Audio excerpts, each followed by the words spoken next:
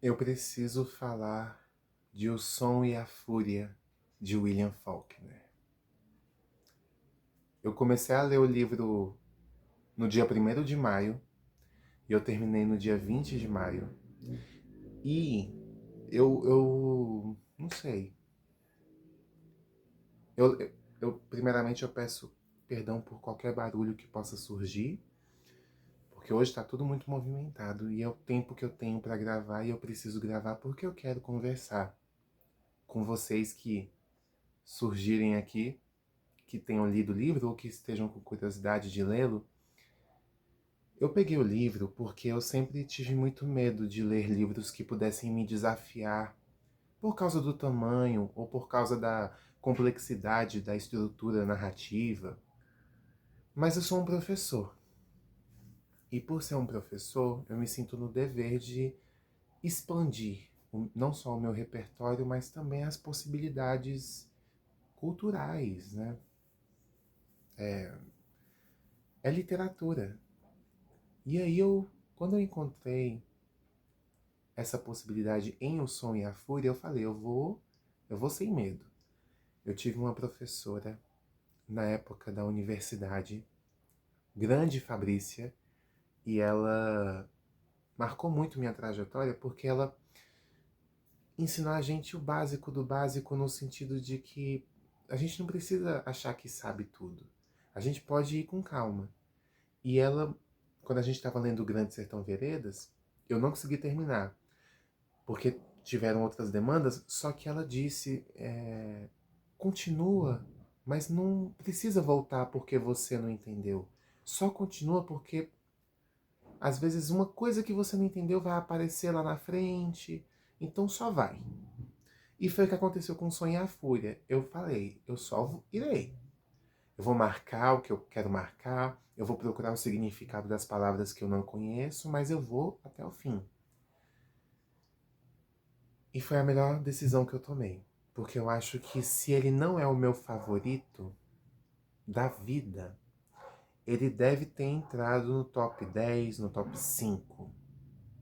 Porque tem outros que estão muito no meu coração. Mas ele pegou não só o meu coração, ele me revirou, né? Virou do avesso.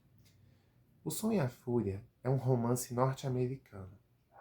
E ele retrata muito bem aquelas famílias que isso me lembra muito, por exemplo, quando a gente lê Um Bonde Chamado Desejo, do Tennessee Williams, que você percebe que pessoas que tinham todo um prestígio, elas passam a ser vistas como decadentes, né? Então, como a gente pode pensar que a Dona Caroline, ela poderia muito bem ser uma Blanche Dubois. Ou às vezes eu posso comparar isso aqui com Lavoura Arcaica, do Raduan Nassar, porque é uma família que é muito isolada. E essa família, ela vive tão em si mesmada que até as relações são estranhas. E é um livro dividido em alguns capítulos. 3 são narrados por irmãos. O Benjamin, que narra o primeiro, e é uma narrativa muito mais direta, porque ele é um homem que possui algum tipo de transtorno ou deficiência mental. Nós temos o segundo capítulo narrado pelo Quentin, que apesar de muito inteligente, ser uma pessoa que vai estudar fora, ele também tem um lado muito hermético, né? O próprio Benjamin, quando ele narra no capítulo dele sobre o Quentin ele tá sempre de bando, né? Tá todo mundo seguindo em frente, ele fica parado, ele fica observando as coisas. Ele é muito de. Você consegue perceber que ele está passando por algum problema desde sempre. O Jason, que é do terceiro capítulo, ele é uma pessoa que, na minha opinião, é muito complicada, porque ele sente ódio das pessoas e ele não consegue ver os problemas que ele tem em si. Então ele critica negros, mulheres, pessoas mais velhas, judeus, mas ele próprio só pensa em si. Tanto que até quando ele defende alguma questão que possa servir pela justiça social, é sobre ele. É sobre os benefícios que ele pode adquirir com aquilo. Então é uma coisa maluca. E o Jason, ele é muito amargurado, mas eu acho também muito bonito quando o William Faulkner, ele humaniza no ponto certo o Jason. Ele não é aquela... O Faulkner, ele não quer fazer do Jason uma pessoa que você ama mesmo sendo problemática, não. Mas você entende o que pode ter causado para ele ser daquele jeito. Assim como você entende o que pode ter motivado Quentin a ser do jeito que é. Ou então, por que que o Benjamin sofre tanto, né? Além do fato de ele não conseguir manter um diálogo, ou o que acontece com ele, que é uma situação muito pesada que a gente descobre com o passar do livro, tudo isso você começa a se questionar se tem um motivo, se a gente pode justificar os atos dessas pessoas, ou o que está acontecendo, tentar entendê-las. E a força que une essas pessoas, a gente pode dizer que é a Cad, que é a irmã deles.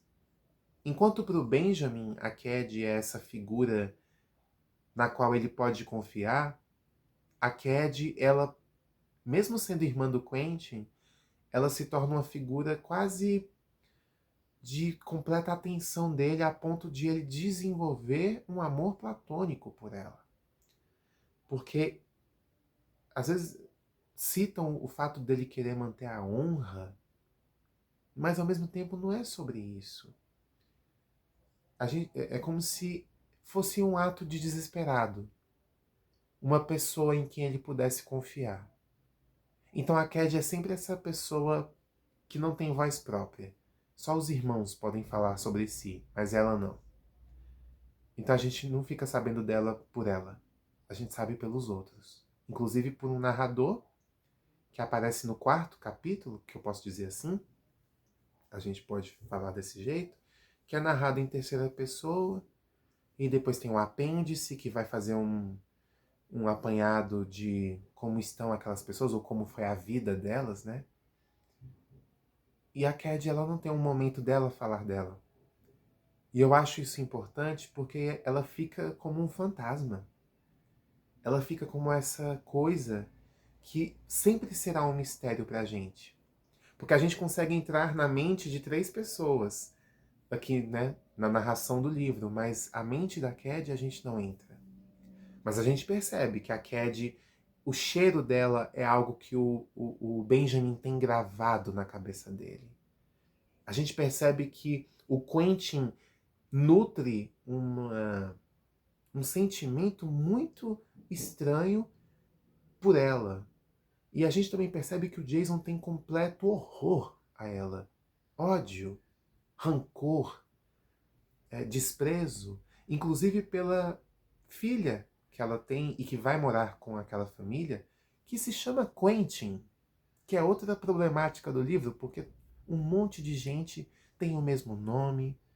O Benjamin tinha o nome de Maury, que é o nome do tio. Jason é o nome do pai, que também é o nome do filho. Quentin é o nome do irmão, né, da família, que ao mesmo tempo é o nome da sobrinha daqueles tios. Então, até você se situar na história é muito complicado. Mas é por isso que você tem vontade de reler o livro. É por isso que você tem vontade de retornar e tentar buscar o que aconteceu.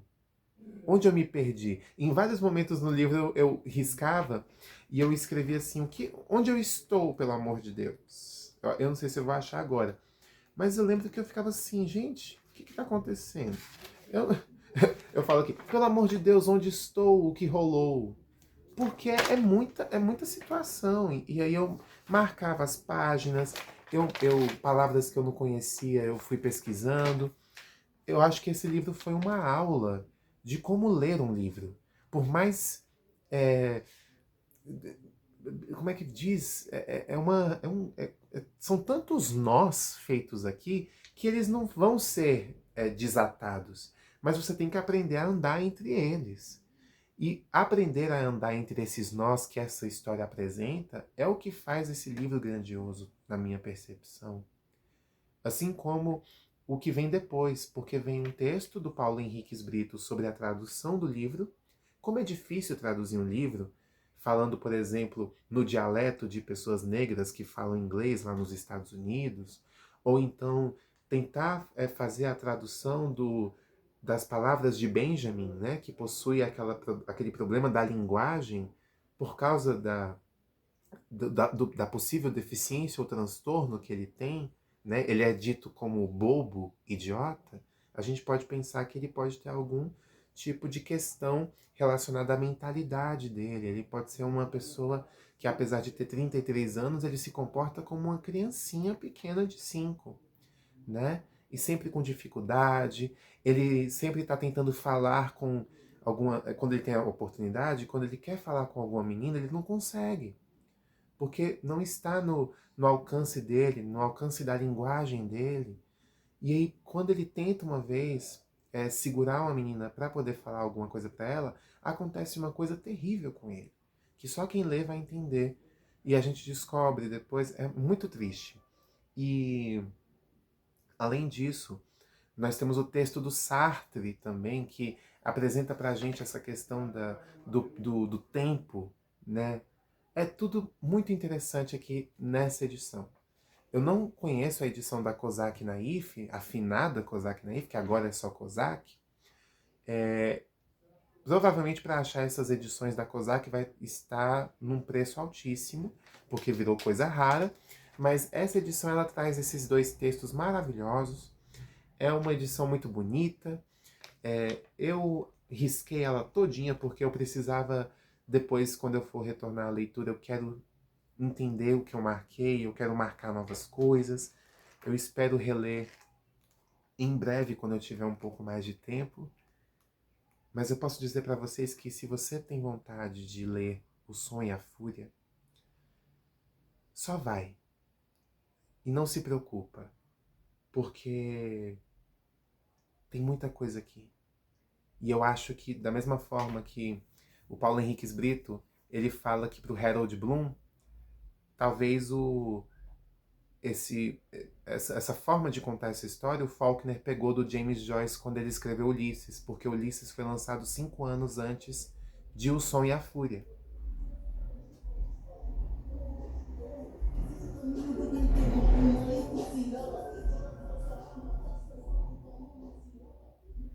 Por ter sido lançado esses 5 anos antes de O Som e a Fúria, é como se Ulisses fosse a inspiração. E por mais que fosse a inspiração, o Paulo Henriques Brito fala que ele se apropriou de tal forma que se torna dele esse tipo de uso da consciência, do fluxo de consciência que as pessoas tanto estudam, mas ele usa de uma forma muito mais apropriada, tão única, dele mesmo, do Faulkner. E eu fico muito feliz porque pessoas que leem Ulisses dizem sentir que estão prontas para ler qualquer tipo de livro. E eu tenho certeza que O Som e a Fúria é um livro que eu li, eu estava na metade, e eu tinha certeza absoluta que era um livro que estava me formando para eu ler qualquer tipo de livro. Se você leu, ou se você quer ler O Som e a Fúria, deixa uma mensagem aí para mim, um comentário, fala comigo, porque eu vou amar conversar sobre um colosso desses. Tchau, tchau.